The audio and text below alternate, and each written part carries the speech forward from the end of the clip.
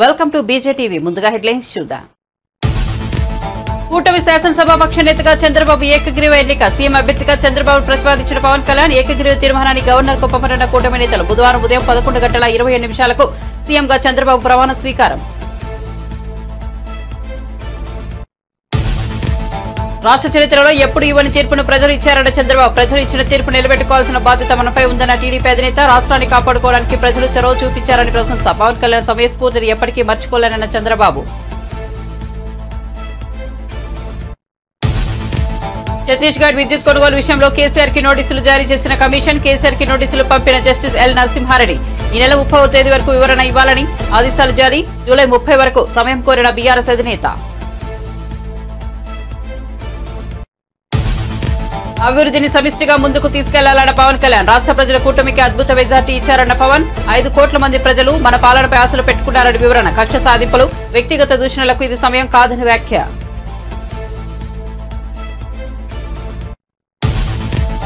అధికారంలోకి వస్తామని తెలుసు, కానీ ఇంత ఘన విజయం సాధిస్తామని అనుకోలేదన్న పురంధేశ్వరి. 5 ఏళ్లలో రాష్ట్ర ప్రజలు నిజమైన సంక్షేమానికి దూరమయ్యారన్నారు పురంధేశ్వరి. గత 5 ఏళ్లలో కక్షపూరిత పాలనను ఎదుర్కొన్నామని వ్యాఖ్య. కూటమికి అనూహ్య విజయం కట్టబెట్టారన్న బీజేపీ రాష్ట్ర చీఫ్. జనసేన శాసనసభాపక్ష నేతగా పవన్ కళ్యాణ్ ప్రతిపాదించిన తెనాలి ఎమ్మెల్యే నాదెండ్ల మనోహర్ ఏకగ్రీవంగా ఆమోదించిన ఎమ్మెల్యేలు. మంగళగిరిలోని పార్టీ కేంద్ర కార్యాలయంలో జరిగిన జనసేన శాసనసభాపక్ష సమావేశం.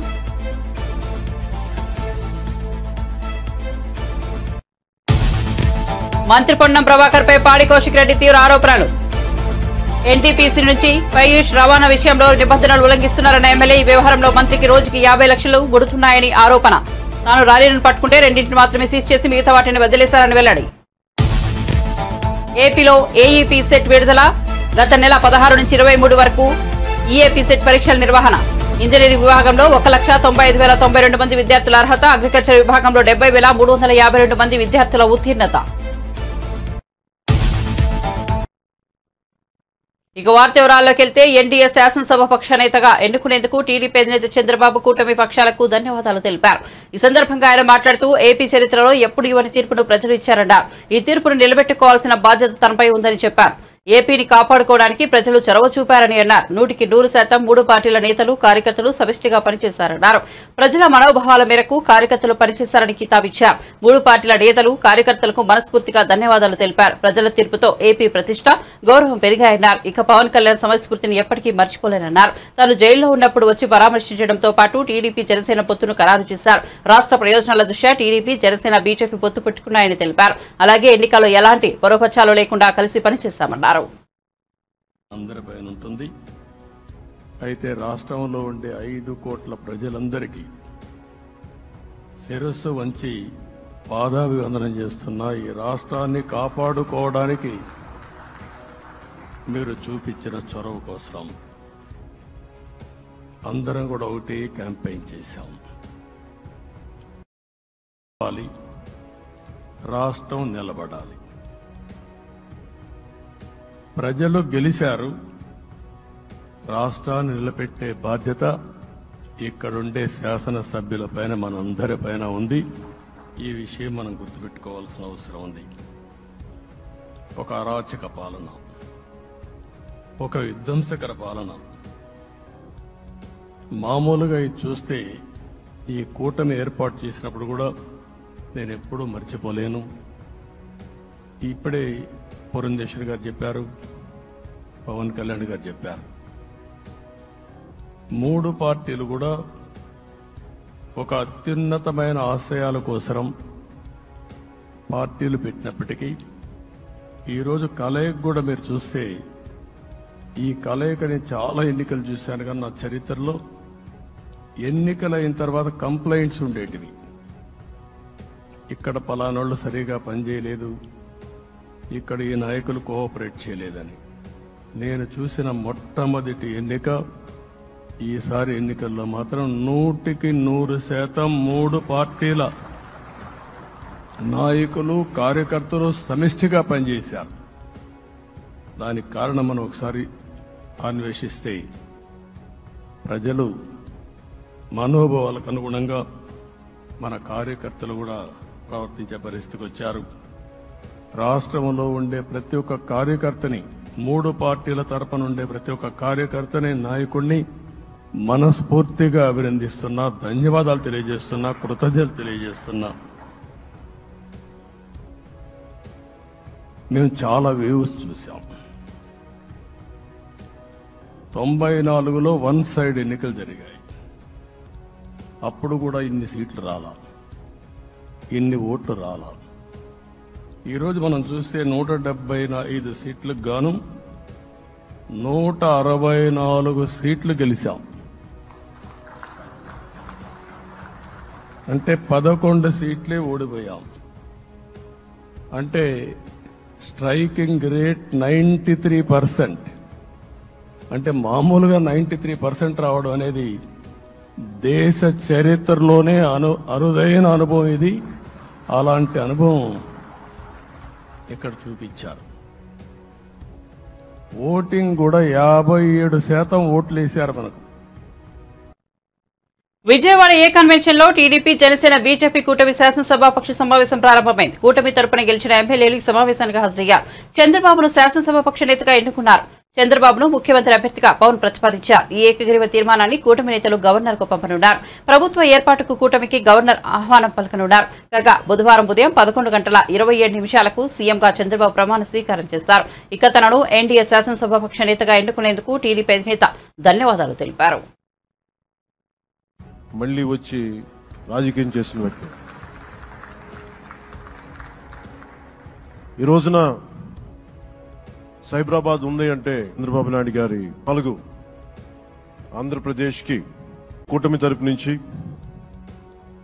ముఖ్యమంత్రి అభ్యర్థిగా శ్రీ నారా చంద్రబాబు నాయుడు గారి పేరుని జనసేన పార్టీ పక్షాన నుంచి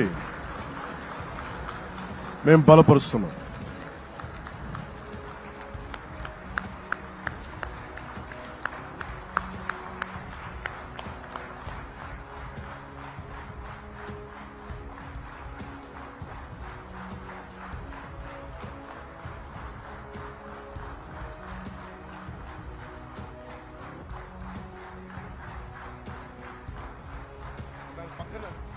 ఇది నేను ఆయన పక్కన పెట్టుకుని చెప్పాలి. ఆయన నలిగిపోయారు. జైల్లో చూశాను ఆయన. పాపం భువనేశ్వర్ గారి బాధను చూశాను. నేను అనుకున్నాను, అమ్మ మీరు కన్నీళ్ళు పెట్టుకోండి, మంచి రోజులు వస్తాయని చెప్పిన మంచి రోజులు వచ్చినాయి. వారికి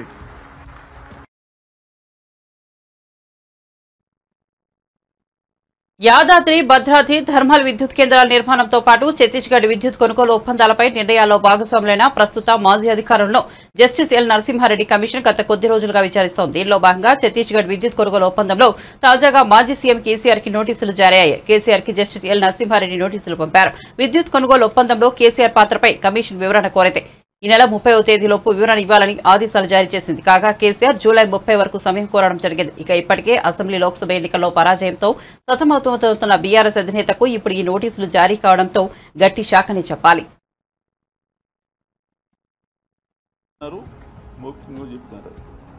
నిన్న ఈ ప్రభాకర్ రావు గారు, సీఎండీ గారు, ఫార్మర్ సీఎండీ సురేష్ చంద్ర, అప్పటి ప్రిన్సిపల్ సెక్రటరీ, వారిద్దరితో ఇంటరాక్షన్ అయింది. కానీ సారాంశం అంటే డీటెయిల్స్ పోకుండా చెప్పేదంటే ఈ మూడింటి కూడా నిర్ణయాలు కేవలం అప్పటి రాష్ట్ర ప్రభుత్వం తీసుకునేదే తప్ప జెన్కో కానీ ఇతర ఏజెన్సీస్ కానీ వాళ్ళు స్వతంత్రించి తీసుకునేవి కాదు అని. ఈ సెక్రటరీ వాళ్ళు నిన్న మాట్లాడింది సురేష్ చంద్ర, ఆయన కూడా నేను లిమిటెడ్ పీరియడ్లో ఉన్నాను, నా పీరియడ్లో ఈ నిర్ణయం తీసుకోలేదని. ఈరోజు ఎస్కే జోషి గారు, తర్వాత అరవింద్ కుమార్ వాళ్ళను కూడా ఇంటరాక్షన్ చేయడం జరిగింది. వాళ్ళు చెప్పడం కూడా ఎస్కే జోషి గారు ముందు ఒక జీవో ఇచ్చినారు. అది ఆ జీవో ఏంటంటే పవర్ షార్టేజ్ ఉంది అప్పుడు తెలంగాణలో 2014లో. అందుకని ఈ ఒక 2000 మెగావాట్ల పవర్ సప్లై కొనుగోలు కోసం దక్షిణాది రాష్ట్రాల ఏజెన్సీలతోని నెగోషియేట్ చేయొచ్చని. ఆ 2 నెలల తర్వాత అది మార్చి దేశం ఎవరి దగ్గర నుంచి అయినా కానీ కొనుగోలు చేయొచ్చని కొంచెం మార్చడం జరిగింది. ఇవన్నిట్లో ఉండగానే ఛత్తీస్గఢ్తో ఎంఓయూ జరిగింది. ఆ ఎంఓయూ తర్వాత power purchase agreement. Power purchase అగ్రిమెంట్లో ఈ గవర్నమెంట్ అధికారులు కాకుండా ఈ సిపిడిసిఎల్ పవర్ డిస్ట్రిబ్యూషన్ కంపెనీ వాళ్ళతో చేసినారు. అది అయితే అరవింద్ కుమార్ గారు ఒక లెటర్ నవంబర్ ఎండింగ్ ఆఫ్ 2016లో ఒక డీటెయిల్ లెటర్ రాసినారు. ఎవరికి? మన రెగ్యులేటరీ కమిషన్. ఇప్పుడు మనం పవర్ పర్చేజ్ అగ్రిమెంట్ ఛత్తీస్గఢ్తో చేసిన తర్వాత చాలా ఆర్థిక భారం బయటట్టుంది. అదే మనం ఓపెన్ మార్కెట్లో బిడ్డింగ్ ప్రాసెస్లో పోతే మనకు చాలా డబ్బు ఆదా చేసుకునే అవకాశం ఉన్నదని ఆ లెటర్ రాసినారు. అది దాని తర్వాత ఏం జరిగింది అని అంటే ఆ తర్వాత నేను సెక్రటరీ జనసేన శాసనసభ పక్ష నేతగా ఆ పార్టీ అధినేత పిఠాపురం ఎమ్మెల్యే పవన్ కళ్యాణ్ ఏకగ్రీవంగా ఎన్నికయ్యారు. ఈ మేరకు జనసేన మంగళవారం ఎక్స్ ఖాతాలో పోస్ట్ చేసింది. మంగళగిరిలోని జనసేన కేంద్ర కార్యాలయంలో తమ పార్టీ శాసనసభాపక్ష సమావేశం జరిగినట్లు తెలిపింది. ఈ భేటీకి పార్టీ ఎమ్మెల్యేలంతా హాజరయ్యారు. ఈ భేటీలో పార్టీ శాసనసభాపక్ష నేతగా పవన్ కళ్యాణ్ పేరును తెనాలి ఎమ్మెల్యే నాదెండ్ల మనోహర్ ప్రతిపాదించారు. ఈ ప్రతిపాదనకు ఎమ్మెల్యేలంతా ఏకగ్రీవంగా ఆమోదం తెలిపారు. మరోవైపు బీజేపీ రాష్ట్ర కార్యాలయంలో ఆ పార్టీ ఎమ్మెల్యేలంతా సమావేశమయ్యారు. పార్టీ శాసనసభాపక్ష నేత ఎంపికపై బీజేపీ రాష్ట్ర అధ్యక్షులు పురంధేశ్వరి వారితో చర్చించారు. అధిష్టానం ప్రకటనకు ఎమ్మెల్యేలంతా కట్టుబడి ఉండాలని ఈ సమావేశంలో నిర్ణయించారు. రాష్ట్ర ప్రజలంతా టీడీపీ, జనసేన, బీజేపీ కూటమిపై విశ్వాసంతో మంచి విజయం అందించారని పురంధేశ్వరి అన్నారు. ముఖ్యమంత్రిగా చంద్రబాబు నాయుడు ప్రమాణ స్వీకార కార్యక్రమానికి ప్రధాని మోదీ, కేంద్ర హోంమంత్రి అమిత్ షా వస్తున్నట్లు చెప్పారు. రాష్ట్ర బీజేపీ తరఫున ఈ కార్యక్రమంలో పాల్గొంటామని పేర్కొన్నారు.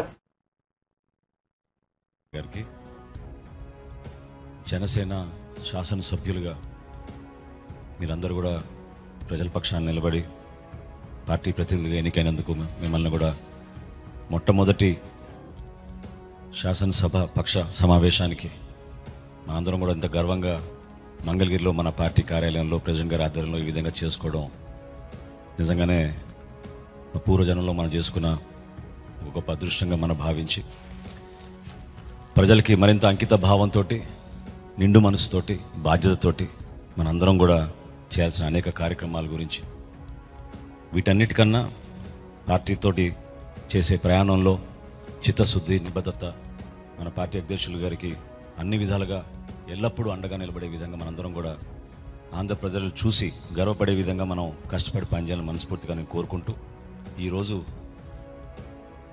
శాసనసభ పక్ష నేతగా మనందరం కూడా ఎంతో గర్వంగా మన పార్టీ అధ్యక్షులు శ్రీ పవన్ కళ్యాణ్ గారిని నాయకుడిగా ఎన్నుకోవడం కోసం ఈ సమావేశం ఏర్పాటు చేయడం జరిగింది. సో ఆ తీర్మానం ముందుగా నేను చదువుతాను. దాని తర్వాత మనందరం కూడా ప్రెసిడెంట్ గారిని అభినందించి అప్పుడు కొనసాగిద్దాం. తీర్మానం: ఆంధ్రప్రదేశ్ శాసనసభకు జనసేన తరఫున ఎన్నికైన మేము జూన్ 11, 2024న సమావేశమై శ్రీ కొనిదెల పవన్ కళ్యాణ్ గారిని గర్వంగా జనసేన పార్టీ శాసనసభ పక్ష నాయకునిగా ఏకగ్రీవంగా ఎన్నుకుంటున్నాం. మీరందరూ కూడా I think you should give a rousing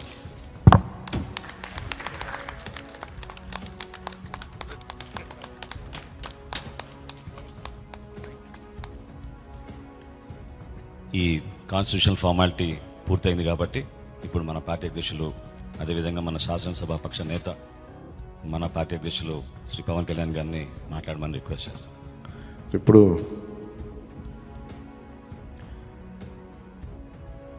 party నేతగా మాట్లాడటం అలవాటు, ప్రెసిడెంట్గా మన శాసనసభ పక్ష నాయకుడిగా మాట్లాడాలంటే కొత్తగా ఉంది. ఇప్పుడు గొడవలు పెట్టుకోవడం, మాట్లాడటం, సమస్యలు తీసుకురావడం. బట్ మీ అందరికీ అపూర్వమైన మెజారిటీలతోటి ఘన విజయం సాధించిన మీ అందరికీ, ప్రతి ఒక్కరికి పేరు పేరున నా హృదయపూర్వక అభినందనలు, ధన్యవాదాలు. ఈ సందర్భంలో I want to share few things. చాలా ఒంటరి ప్రయాణం చేశాం. జాతీయ స్థాయి నాయకులు కూడా ఢిల్లీలో వాళ్ళు అడుగుతుంది ఏంటంటే, నువ్వు ఎలా పార్టీ నడిపావు? పార్టీ నడపడం నాకు తెలుసు కదా, అధికారం ఒక గుర్తింపు ఉన్న జాతీయ స్థాయి పార్టీలో ఉండి అసలు అధికారం లేకపోతే ఎంత కష్టమో నాకు తెలుసు. అలాంటిది మీరు not even recognised party, just registered party, మీరు ఎలా సస్టైన్ చేశారు ఇంతకాలం? వాళ్ళకి నేను ఒకటే చెప్పాను, మేమంటే ప్రేమించే జన సైనికులు, వీర మహిళలు, జనసేన మద్దతుదారులు, వారి వల్ల మేము బలంగా నిలబడగలిగాం. చంద్రబాబును ఎన్డీఏ తరఫున సీఎం అభ్యర్థిగా జనసేన అధినేత పవన్ కళ్యాణ్ ప్రతిపాదించారు. అనంతరం పవన్ చంద్రబాబును ఆత్మీయ ఆలింగనం చేసుకున్నారు. రాష్ట్రంలో కూటమి విజయం యావత్ దేశానికి స్ఫూర్తినిచ్చిందని పవన్ కళ్యాణ్ అన్నారు. ఇది కక్ష సాధింపులు, వ్యక్తిగత దూషణలకు సమయం కాదని చెప్పారు. ప్రజల నమ్మకాన్ని నిలబెట్టుకుని రాష్ట్రాన్ని అభివృద్ధి పథంలో సమిష్టిగా ముందుకు తీసుకెళ్లాల్సిన అవసరం ఉందన్నారు. గతి తప్పిన రాష్ట్రానికి చంద్రబాబు నాయకత్వం, అనుభవం చాలా అవసరమని స్పష్టం చేశారు. ప్రతి ఒక్కరి విజయాన్ని వారి వారి రాష్ట్రాల్లో ఎలా దీన్ని ముందుకు తీసుకెళ్లాలి, ఒక్క ఓటు చీలకుండా అలయన్స్ అంటే ఎలా ఉండాలి అనేది మన ఆంధ్ర ప్రాంత ప్రజలు, మన ఆంధ్ర రాష్ట్ర ప్రజలు మనందరం కలిసి కట్టుగా చూపించు. 2021 మార్చి 14 ఇప్పటం సభలో నేను ఒకటే తెలియజేసుకున్నాను, ఆ ప్రభుత్వ వ్యతిరేక ఓటుని చీలనివ్వను. ఆ మాట మీద ఉన్నాం, ఆ మాట మీద నిలబడ్డాం. ఒడిదుడుకులు ఎదుర్కొన్నాం, తగ్గాం, కానీ నిలబడ్డాం. ప్రజల నమ్మకాన్ని పెంచాం. అద్భుతమైన మెజారిటీతో ఈ రోజున మనం ప్రభుత్వాన్ని స్థాపిస్తున్నాం. చాలా మాటలు ఇచ్చాం. పొద్దున కూడా జనసేన లెజిస్లేటివ్ పార్టీ మీటింగ్లో నాయకుడిగా ఎన్నుకున్న సందర్భంలో మాట్లాడుతూ మనం చాలా మాటలు ఇచ్చాం. ఇది కక్ష సాధింపులకి సమయం కాదు, ఇది వ్యక్తిగత దూషణలకి సమయం కాదు. ఇది 5 కోట్ల మంది పైగా ప్రజలు మన మీద నమ్మకాన్ని పెట్టుకున్నారు. మన మీద మనందరం ఉమ్మడిగా, మనందరం సమిష్టిగా ఆంధ్రప్రదేశ్ ప్రజలు ఏ అభివృద్ధి అయితే కోరుకుంటున్నారో మనందరం సమిష్టిగా దీన్ని ముందుకు తీసుకెళ్లాలి, అభివృద్ధి పథంలో నడిపించాలి. విద్య, వైద్యం, ఉపాధి, సాగునీరు, తాగునీరు, లా అండ్ ఆర్డర్, ఇవన్నీ చెప్పొచ్చాం. మనం బలంగా నిలబడతామని. అలాగే మేనిఫెస్టోలో, ఉమ్మడి మేనిఫెస్టోలో చాలా మాటలు ఇచ్చాం. వాటన్నిటినీ బాధ్యతగా ముందుకు తీసుకెళ్లాల్సిన అవసరం ఉంది. ఇలాంటి ఛాలెంజింగ్ టైమ్స్లో ఒక సుదీర్ఘమైన అనుభవం ఉన్న నాయకులు కావాలి. 4 దశాబ్దాల అనుభవం, అభివృద్ధి మీద అపారమైన అవగాహన, పెట్టుబడులు తెచ్చే సమర్థత, ప్రతిభ. విదేశాల్లో ఉండే నాయకుల్ని, మలేషియా దగ్గర నుంచి, సింగపూర్ దగ్గర నుంచి, యూరోప్ దగ్గర, అమెరికా నుంచి, ఆ దేశాల అధ్యక్షుల్ని తెలుగు రాష్ట్రాల వైపు దృష్టి మళ్లించేంత శక్తి, సమర్థత ఉన్న శ్రీ నారా చంద్రబాబు నాయుడు గారికి ఆయన నాయకత్వం చాలా అవసరం. ఆయన అనుభవం చాలా అవసరం. అలాంటి అపారమైన అనుభవం ఉన్న వ్యక్తిని, అనుభవం ఒకటే కాదు, ధైర్యశాలి. ఈ రోజుకి నాకు ఒకటే గుర్తుంటుంది, మన తాడేపల్లిగూడెం సభలో చెప్పారు, ఆంధ్రప్రదేశ్లో టీడీపీ, జనసేన, బీజేపీ కూటమిగా ఏర్పడిన క్షణంలోనే విజయంపై అందరికీ నమ్మకం ఏర్పడిందని బీజేపీ ఏపీ చీఫ్ పురంధేశ్వరి అన్నారు. అయితే ఇంత ఘన విజయాన్ని మాత్రం ఊహించలేదని చెప్పుకొచ్చారు. కూటమికి ఇది అనూహ్య విజయమని చెప్పారు. ఈ మేరకు మంగళవారం జరిగిన ఎన్డీఏ శాసనసభ సభాపక్ష సమావేశంలో పురంధేశ్వరి మాట్లాడారు. 5 ఏళ్ల జగన్ పాలనలో ఆంధ్రప్రదేశ్ ప్రజలు నిజమైన సంక్షేమానికి దూరమయ్యారని చెప్పారు. అభివృద్ధి అనే పదానికి అర్థం లేకుండా పోయిందన్నారు. ప్రజా వ్యతిరేకత పాలనను అంతమొందించాలని నిర్ణయించుకున్న ప్రజలు కూటమికి అనూహ్య విజయాన్ని కట్టబెట్టారని, ఇందుకు వారికి సభాముఖంగా కృతజ్ఞతలు తెలియజేసుకుంటున్నానని పురంధేశ్వరి చెప్పారు. చంద్రబాబు యుక్తి, నరేంద్ర మోదీ స్ఫూర్తి, పవన్ కళ్యాణ్ శక్తి, ఈ మూడింటి కలయికే ఇవాళ రాష్ట్ర ప్రజల ముందుకు కూటమి రూపంలో వచ్చిందని చెప్పారు. ప్రజా సంక్షేమంపైనే దృష్టి పెట్టి రాష్ట్ర అభివృద్ధి లక్ష్యంగా పాలన కొనసాగాలని ఆకాంక్షించారు. భారతదేశానికి కూడా ఇది ఒక ప్రజలచే ఎన్నుకోబడినటువంటి మీ అందరికీ పేరు పేరున ముందుగా నా నమస్కారాలు నేను తెలియజేస్తున్నాను. అనూహ్యమైనటువంటి విజయాన్ని మనం సాధించడం జరిగింది. పవన్ కళ్యాణ్ గారు మాట్లాడుతున్నటువంటి సందర్భంలో తెలియజేశారు. ఏ విధంగా ఢిల్లీలో మేము కూర్చున్నటువంటి సందర్భంలో ఆంధ్ర రాష్ట్రంలో జరిగినటువంటి ఎన్నిక జరిగిన తీరు మాత్రమే కాదు, 3 పార్టీల మధ్య ఏర్పడినటువంటి సమన్వయం ఒక రకంగా యావత్ భారతదేశానికి కూడా ఇది ఒక ఎగ్జాంపుల్ గా నిలవాలి అని చెప్పి ఢిల్లీలో మాట్లాడుకున్నటువంటి మాట. అటువంటి సందర్భంలో కేవలం ఇక్కడ ఉన్నటువంటి నాయకులకి మాత్రమే కాకుండా ఈ 3 పార్టీలకి సంబంధించినటువంటి ప్రతి కార్యకర్తకి పేరు పేరున నేను శిరస్సు వంచి నా నమస్కారాలు తెలియజేస్తున్నాను. అదేవిధంగా తెలుగు ప్రజలు గడిచిన 5 సంవత్సరాల కాలంలో వారు ఎదుర్కొన్నటువంటి సమస్యలు, ఒక విధ్వంసకర పాలన, విద్వేషపూరిత పాలన, కక్షపూరితమైనటువంటి పాలన ఎదుర్కొన్నటువంటి సందర్భంలో అభివృద్ధి అన్న పదానికి అసలు అర్థం లేకుండా పోయినటువంటి నేపథ్యంలో సంక్షేమం, నిజమైనటువంటి సంక్షేమం అన్నది ప్రజలు దూరమైనటువంటి సందర్భంలో విసిగి వేసారిపోయినటువంటి ప్రజలందరూ కూడా మనం ఊహించలేదు. ఇంతటి ఘనమైన విజయం మనం సాధించగలమని చెప్పి మనం ఊహించలేదు. ఖచ్చితంగా అధికారంలోకి వస్తాము అనేటువంటి భావన ప్రతి ఒక్కరిలో ఉన్నప్పటికీ, ప్రతి నాయకుడికి వచ్చినటువంటి మెజారిటీని ఒక్కసారి మనం చూసినట్లయితే ప్రజలు ఒక కసితోటి ఎట్లాగైనా సరే ఈ యొక్క ప్రజా వ్యతిరేక పాలనకి అంతం పొందించాలి, జగన్మోహన్ రెడ్డి అనేటువంటి ఒక రాక్షసుడు ఎవరైతే పరిపాలిస్తున్నారో ఇంటికి పంపించాలి అనేటువంటి భావన ఏదైతే వారి మనసులో కరుడుగట్టి ఉన్నదో అది వారు బయటికి చెప్పకనే వారు ఓటు మాధ్యమంగా తెలిపినటువంటి నేపథ్యంలో వారందరికీ కూడా, తెలుగు ప్రజలందరికీ కూడా నా ధన్యవాదాలు నేను తెలియజేస్తున్నాను. ఒక పక్క అనూహ్యమైనటువంటి విజయం అని చెప్పి మనం అందరం చాలా సంతోషపడినప్పటికీ, రెండవ పక్కన మనం ఈ విజయం నుండి నేర్చుకోవాల్సినటువంటి పాఠాలు కూడా ఉన్నాయి అని చెప్పి గ్రహించవలసినటువంటి అవసరం ఉన్నది అని చెప్పి గట్టిగా విశ్వసిస్తున్నాను నేను. ఆంధ్రప్రదేశ్ గవర్నర్ జస్టిస్ అబ్దుల్ నజీర్ తో టీడీపీ రాష్ట్ర అధ్యక్షుడు అచ్చెన్నాయుడు, బీజేపీ రాష్ట్ర అధ్యక్షులు పురంధేశ్వరి, జనసేన రాజకీయ వ్యవహారాల committee chairman Tenali MLA Nadendla Manohar మంగళవారం సమావేశమయ్యారు. ఎన్డీఏ కూటమి ఎమ్మెల్యేల తరపున సభానాయకుడిగా టీడీపీ అధినేత కుప్పం ఎమ్మెల్యే చంద్రబాబు నాయుడు ఎన్నుకున్నట్లు వెల్లడించారు. ఈ మేరకు గవర్నర్ కు 164 మంది ఎమ్మెల్యేల సంతకాలతో కూడిన లేఖను సమర్పించారు. ప్రభుత్వ ఏర్పాటుకు ఎన్డీఏ కూటమిని ఆహ్వానించాల్సిందిగా కోరారు. అనంతరం రాజ్భవన్ వెలుపల అచ్చెన్నాయుడు, పురంధేశ్వరి మీడియాతో మాట్లాడారు. తాము చేసిన విజ్ఞప్తికి గవర్నర్ సానుకూలంగా స్పందించారని పురంధేశ్వరి చెప్పారు. చట్ట నిబంధనల ప్రకారం ప్రభుత్వ ఏర్పాటుకు ఆహ్వానిస్తానని గవర్నర్ తమకు తెలియజేశారన్నారు.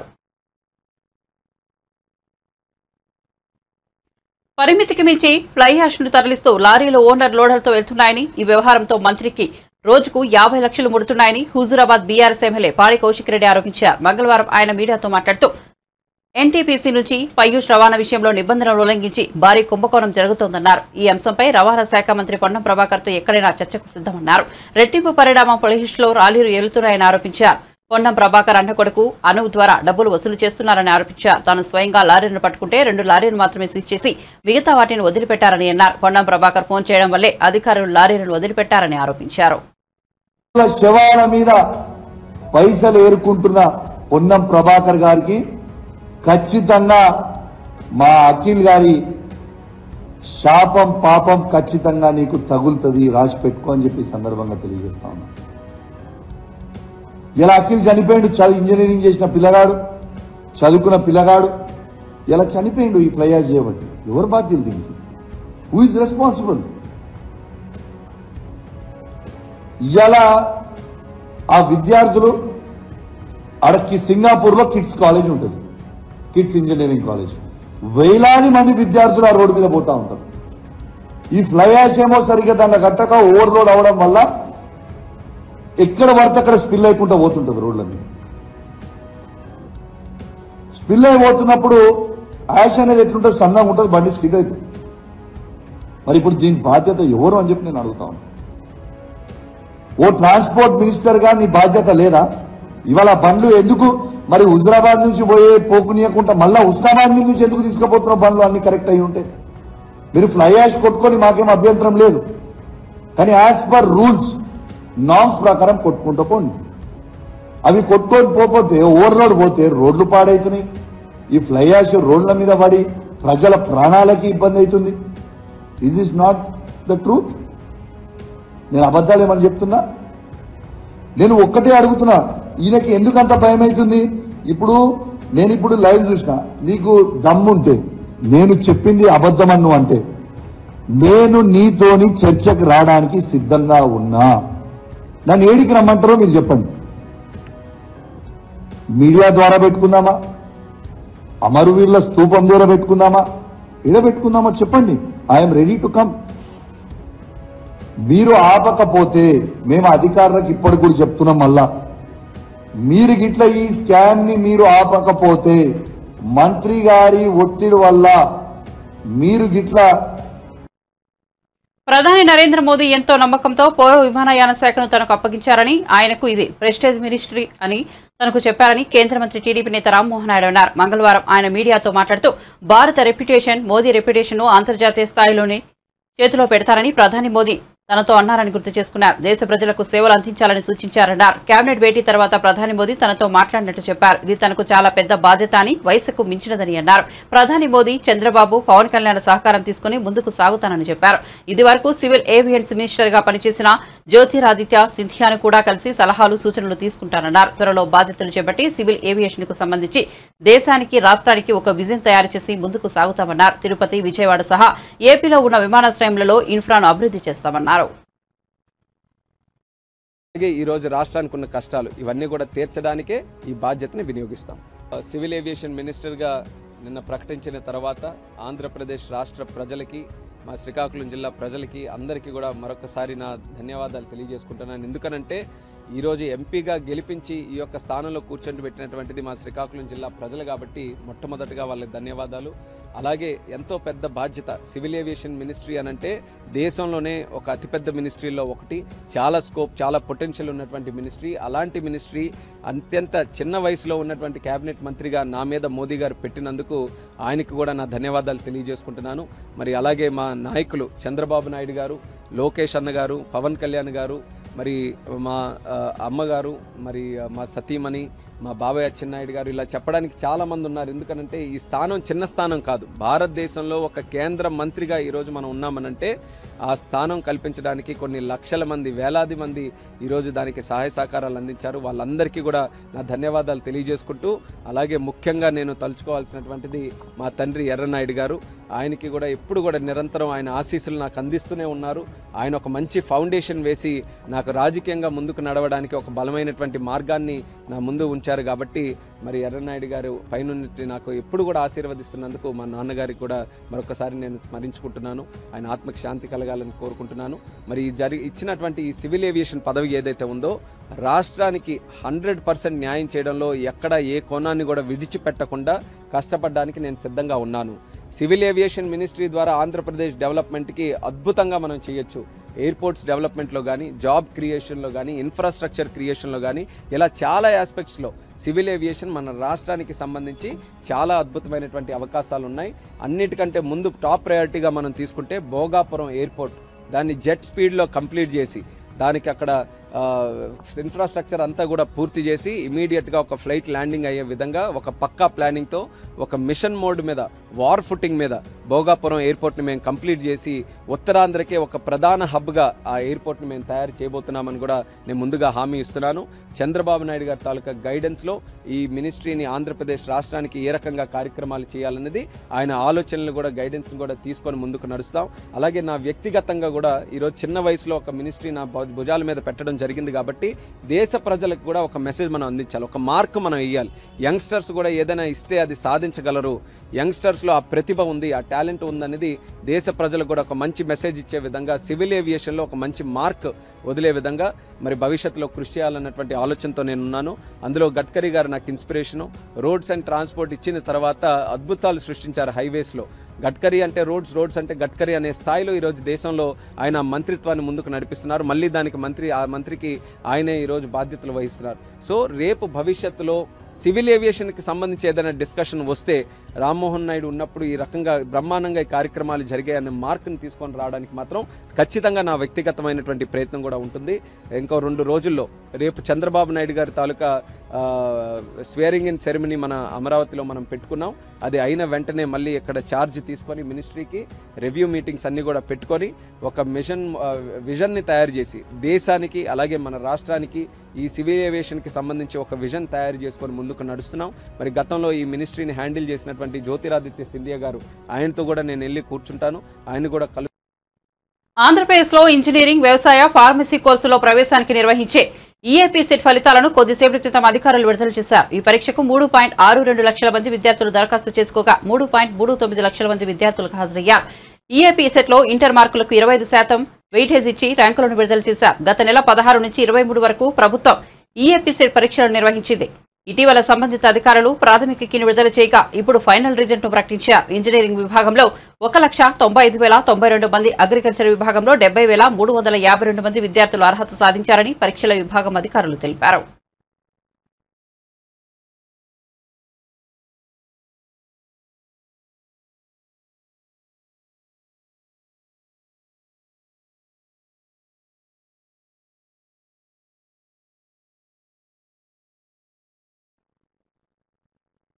బులెటిన్ ముగించే ముందు హెడ్లైన్స్ మరోసారి చూద్దాం. కూటమి శాసనసభాపక్ష నేతగా చంద్రబాబు ఏకగ్రీవ ఎన్నిక. సీఎం అభ్యర్థిగా చంద్రబాబు ప్రతిపాదించిన పవన్ కళ్యాణ్ ఏకగ్రీవ తీర్మానాన్ని గవర్నర్ కు పంపనున్న కూటమి నేతలు. బుధవారం ఉదయం 11:27 సీఎంగా చంద్రబాబు ప్రమాణ స్వీకారం.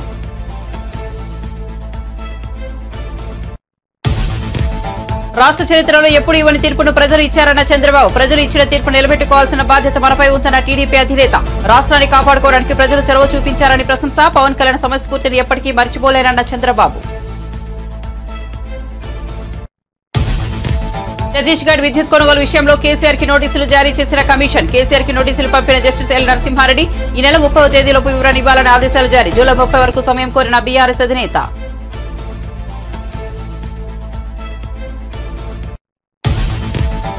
అభివృద్ధిని సమిష్టిగా ముందుకు తీసుకెళ్లాలన్న పవన్ కళ్యాణ్. రాష్ట్ర ప్రజలు కూటమికి అద్భుత మెజారిటీ ఇచ్చారన్న పవన్. 5 కోట్ల మంది ప్రజలు మన పాలనపై ఆశలు పెట్టుకున్నారని వివరణ. కక్ష సాధింపులు, వ్యక్తిగత దూషణలకు ఇది సమయం కాదని వ్యాఖ్య.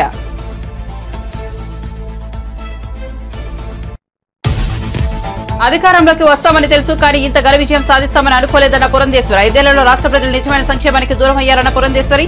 గత 5 ఏళ్లలో కక్షపూరిత పాలనను ఎదుర్కొన్నామని వ్యాఖ్య. కూటమికి అనూహ్య విజయం కట్టబెట్టారన్న బీజేపీ రాష్ట్ర చీఫ్. జనసేన శాసనసభాపక్ష నేతగా పవన్ కళ్యాణ్ ప్రతిపాదించిన తెనాలి ఎమ్మెల్యే నాదెళ్ల మనోహర్ ఏకగ్రీవంగా ఆమోదించిన ఎమ్మెల్యేలు. మంగళగిరిలోని పార్టీ కేంద్ర కార్యాలయంలో జరిగిన జనసేన శాసనసభాపక్ష సమావేశం.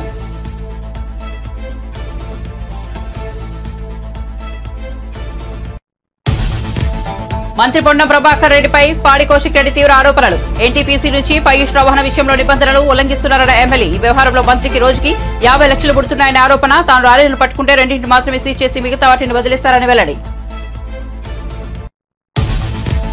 ఏపీలో ఏఈపీ సెట్ విడుదల.